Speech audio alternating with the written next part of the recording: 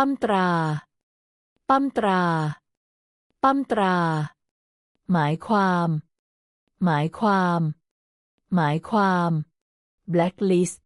blacklist blacklist ยกตัวอย่างยกตัวอย่าง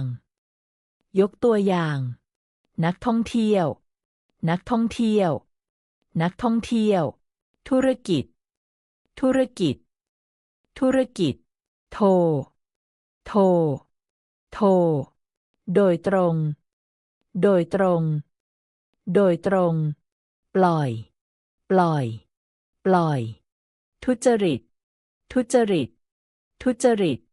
กฎหมายกฎหมายกฎหมายกฎหมายอาญากฎหมายอาญากฎหมายอาญาคุกคุกคุก